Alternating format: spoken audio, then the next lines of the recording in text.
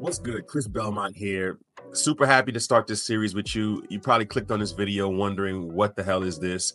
You're probably watching this video maybe after watching a couple SongMath videos and probably wondering like, what is this? Let me get a little bit more insight as to what's this method and how he's using it to apply to songs and break down songs. So have no fear. We're going to go through all of that in this video. I'll try to keep this short and concise and edit it in a way that's very easy to understand, hopefully.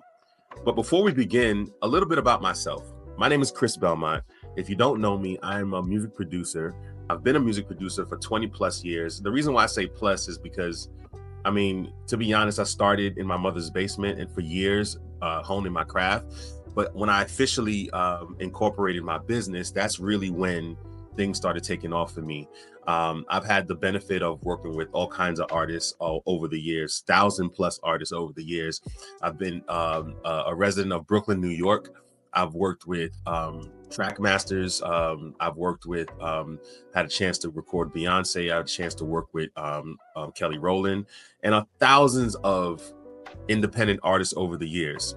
And how does this bring me to SongMath? I've developed this method working with teens, and what we did is that we tried to figure out a way to make songwriting accessible to teens and help them understand the structures behind just rhyming and making music, melodies, lyrics, verse, chorus, pre-chorus, bridge. The way I developed this was very organic, and I brought it to the studio working with artists, and it became very helpful in putting together music that was memorable.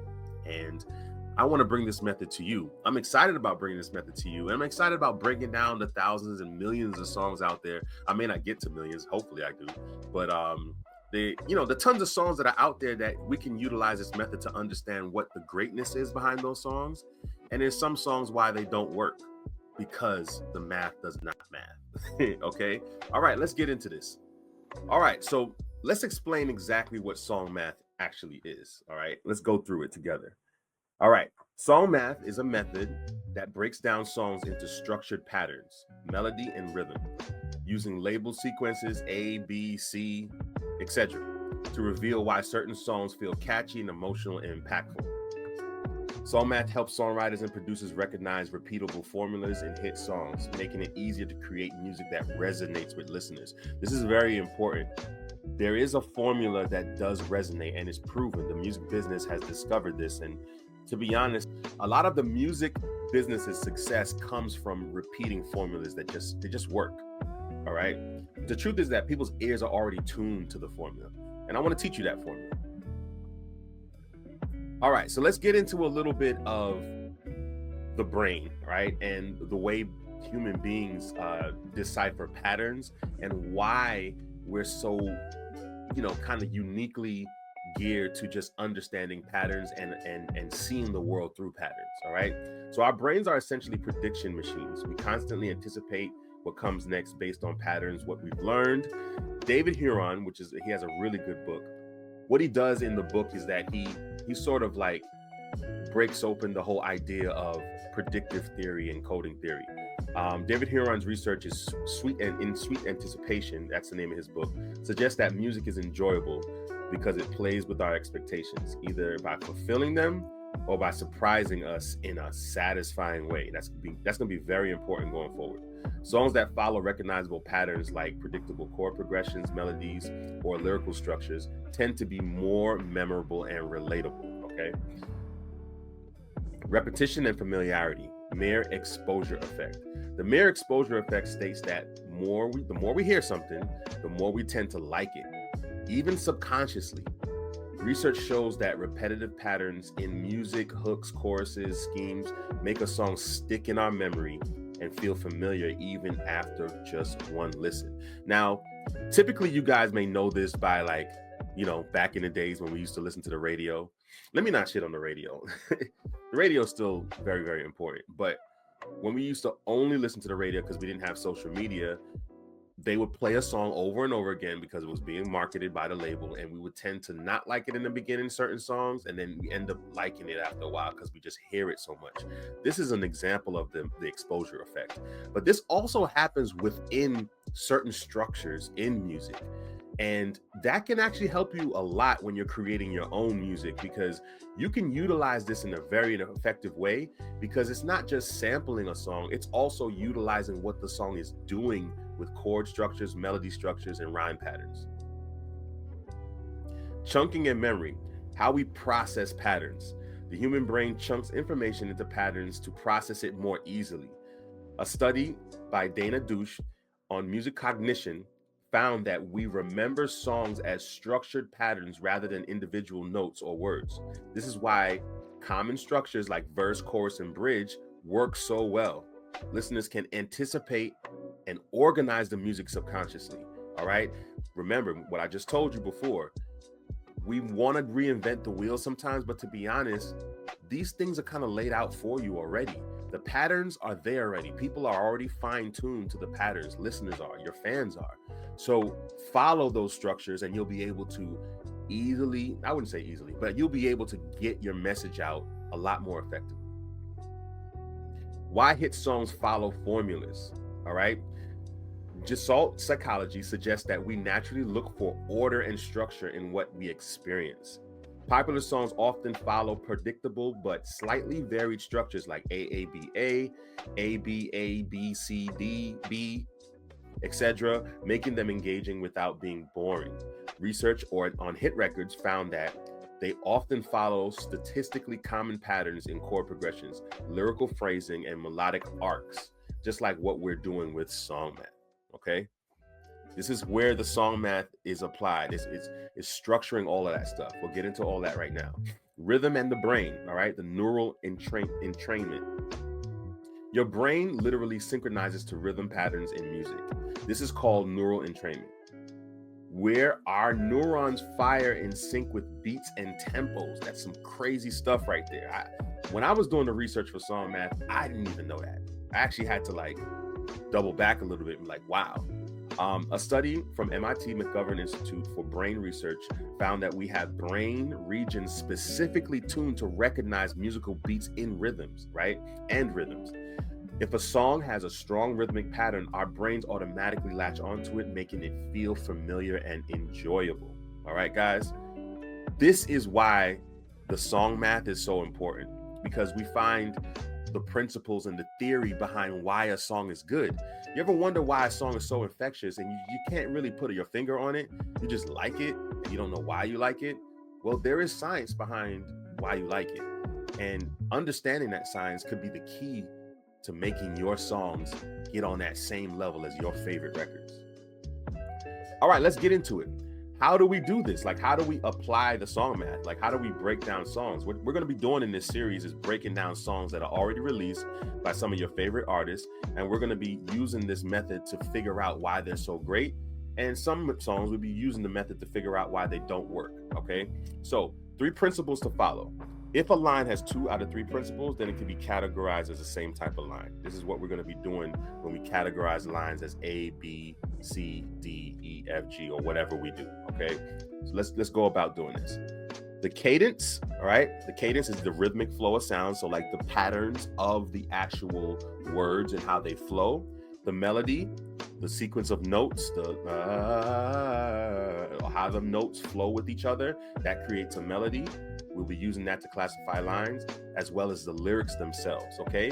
Now, if a line has 2 out of the 3 of those things that are similar to each other, then they can be classified as the same, all right? And I'll get into this in a second. But what we'll be using to classify these lines is the letter A, B, C, D, E, F, G, whatever. And if you have a sequence of 4 lines, they can sometimes have, in certain music, use the popular A, B, A, A sequence, all right? That's a very popular sequence that a lot of songs use, and it sticks in your brain no matter what the melody is, no matter what the flow is, the beat, the genre, it doesn't matter. Keeping it moving. All right, let's do a quick example. I'm gonna use my singing voice a little bit here. Don't make fun of me. I can sing. I'm good at singing, but it's kind of early in the morning right now. So let's go with Happy Birthday. Happy birthday to you. All right, that's one melody. Happy birthday to you. That's a slightly different melody, but the same lyrics. So we classify it as an A. Happy birthday to the bakery, which is our company. totally different melody, slightly different lyrics, different cadence. So we classify it as a B. And lastly, happy birthday to you. Now, you may ask, all of those lines are slightly different melodically, yes, but the 3 out of the 4 lines are different only in melody, but they're the same in lyrics and they're the same in cadence. Okay. So that's why we classify them all as A's. And then the one line that's not the same, we classify it as a B. Okay. Follow me? Hopefully. Let's do that for another song. Silent Night. Let's get in the Christmas spirit. Silent night, right? Holy night. All right. Those 2 are classified as A. Why? Because it's the same melody, different lyrics, but the same cadence. 2 out of 3 are being accounted for. All is come. Different melody, different lyrics. We already going to classify it as a different letter. All is bright. All is bright is a different melody, different lyrics as well. It's different than B and it's different than A. So we call it a C. All right. Y'all following me? I hope so. It should be super easy, man. I used to teach this to teens and they pretty much got it after one kind of session. Okay. So let's get into a song, which is probably the biggest R&B song of all time. Let's Stay Together by Al Green. And I like this song because it follows a very specific format, but it does trick you a little bit in the way that the math is mathing. Okay, so let's get into it a little bit. I'm going to actually bring in Al Green's vocals so we can get, we can kind of get the sequence of how he sang it, because it's a couple subtle things that he does in there that can be called into question as to what it is. So let's start with the verse. I'm so in love with you. Whatever you want to do is all right with me. All right, let's stop right there. So I'm so in love with you. Whatever you want me to do is all right with me. Those lines are all different. And it's like a descending melody. What happens is it starts up high and it goes to the mid and then it goes to the lowest. So all of those melodies are different. So the melody we already know are different. Lyrics, we can already tell it's a sequence of lyrics from I'm so in love with you all the way down to is all right with me. So the lyrics aren't the same. So already each line already is not the same. So we can already classify them as different. So we got an A, a B, and a C. But something interesting happens with the next 2 lines. You make me feel so brand new. I want to spend my life with you. We'll stop it there. Those 2 lines are different lyrically, but they're the same cadence and they're the same melody. Okay. So now we classify that as the next letter, D and D. Okay. So now we have our first pattern. It's the A part of the verse and it's a pattern, A, B, C, D, D. But guess what happens later? If you notice, this is all on purpose, guys. This is not by accident. They say, sing, baby, since we've been together. Love this song. Ooh, loving you forever is what I need. All right. Interesting thing that happens here. All right. So we have the same descending melodic pattern as we had in the A part of the verse. And don't get confused when I say A part of the verse. I'm just referring to it as the first pattern, the first pattern structure that happens in the verse. But this is the second part of the verse, and this is the second part. So I'll call it the A side of the verse and the B side of the verse. But getting back to the pattern, same descending pattern, goes from high to mid to low. But when it gets to is what I need, he embellishes the melody. And this happens a lot. We're going to get into this with some songs. The singer in the studio can sometimes not sing the bass melodic structure of the line. They'll embellish it by singing a run or a riff. That I don't count as a different melody. So I would still account for that as being C, just like the C in the first part when he goes, "It's all right with me, is what I need." But instead he sang it, "Is what I need." You all right? So it's a little different the way he sang it, but I wouldn't classify it as different. I would still classify it as a C. So we have A, B, C, and then look what happens right after that. Let me be the one you come running to. I'll never be untrue. Okay, so that's the verse, and it's doing the same thing as the A side of the verse, which is the D pattern. Let me be the one you come running to. Same thing. I'll never be untrue. Same exact pattern as it's because you make me feel so brand new, and I want to spend my life with you. Let me be the one you come running to. So if I sang all of the D lines together, they all melodically sound the same, and they all have the same cadence structure. And it may trip you up a little bit here where it says, I'll never be untrue. It's just a couple words. Why is that the same cadence as these lines above it that have more words, right? Well, when we talk about cadence, we're talking about the timing. We're talking about the rhythm of where the lines and lyrics sit. And that's what makes them the same. We can get deeper into that, but I'll just leave it at that for now. So let's run into the chorus now. So we got a recognizable pattern for the verse. Now we have the chorus. And I think the chorus is probably one of the most interesting things because it does something similar to what the verse is doing while changing the melody very drastically. Oh, baby,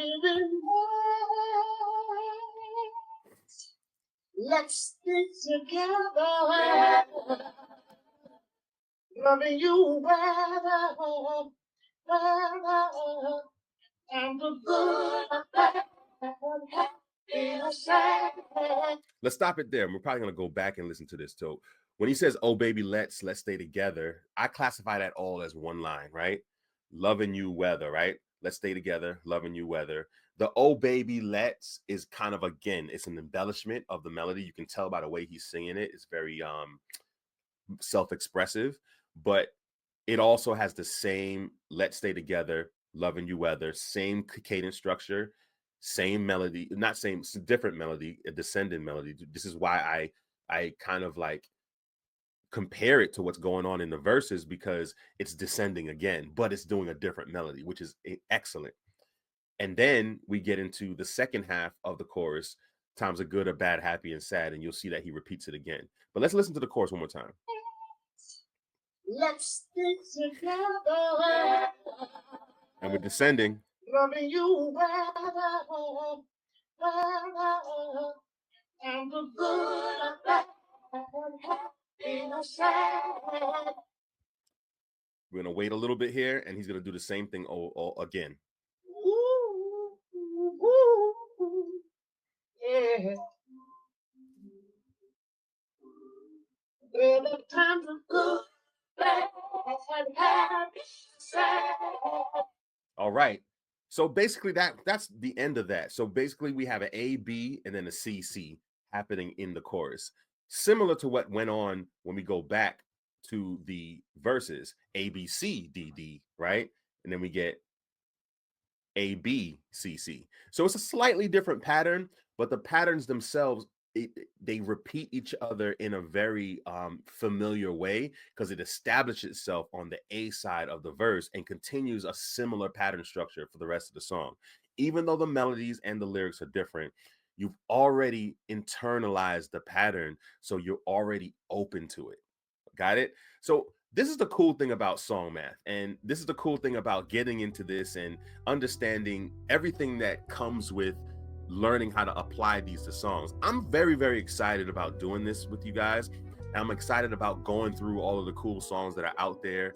And yeah, man, like, hit me up. If you made it this far in the video, you're probably interested in what I'm talking about. So why don't you just like and subscribe, share, and hit the notification bell so anytime I upload a video, you're alerted about it.